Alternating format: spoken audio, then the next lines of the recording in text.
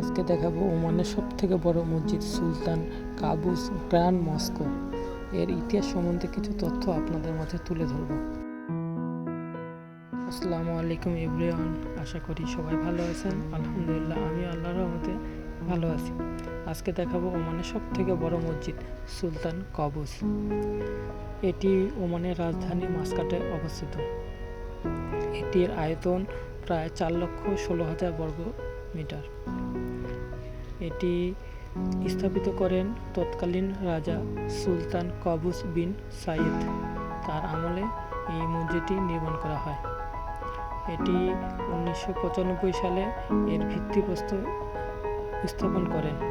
এই মসজিদটি নির্মাণ কাজ প্রায় দীর্ঘ 6 বছর লাগে এটি সম্পূর্ণ করতে।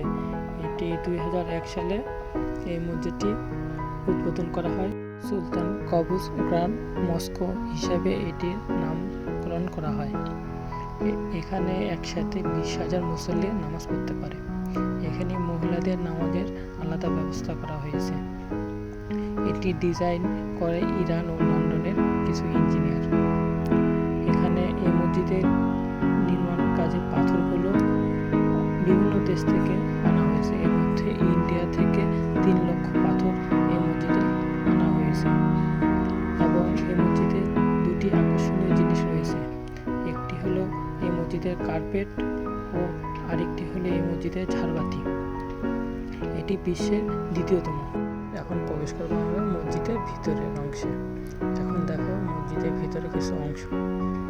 সুবহানাল্লাহ, এত সুন্দর যে বলে বুঝাইতে পারবো না। মসজিদের ভিতরে ঢুকতেই অবাক হয়ে গেলাম মসজিদের ভিতরে পুরো ভিউটা দেখে। এই মসজিদে পুরো কার্পেটটি কোনো জয়েন নেই, পুরোটি একটি কার্পেট। এটি হলো বিশ্বের দ্বিতীয়তম কার্পেট। এটি নির্মাণ করা হয় ইরানের 600 মহিলা কর্মীর হাতে বোনা কার্পেট। এটি পুরো কার্পেটটি কোনো জয়েন নেই, পুরোটি একটি কার্পেট। অসাধারণ। আর এই মসজিদে প্রত্যেকটি নকশা মাশাআল্লাহ এত সুন্দর, কি বলবো, মানে প্রত্যেকটি নকশা টাইলস সেগুলো অসাধারণ। এবং এই মসজিদে ছোট বড় মিলে মোট 16টি ঝাড়বাতি রয়েছে। এগুলো বিশ্বের দ্বিতীয়তম বড় ঝাড়বাতি। এগুলো জার্মানি থেকে আনা হয়েছে। আমরা মাগরিবের নামাজ এই মসজিদে জামাতের সাথে আদায় করতে পেরেছি, আলহামদুলিল্লাহ। আজকে দেখালাম ওমানের সবথেকে বড় মসজিদ সুলতান কাবুস মসজিদের কিছু অংশ। নেক্সট ভিডিওতে অন্য কিছু দেখাবো।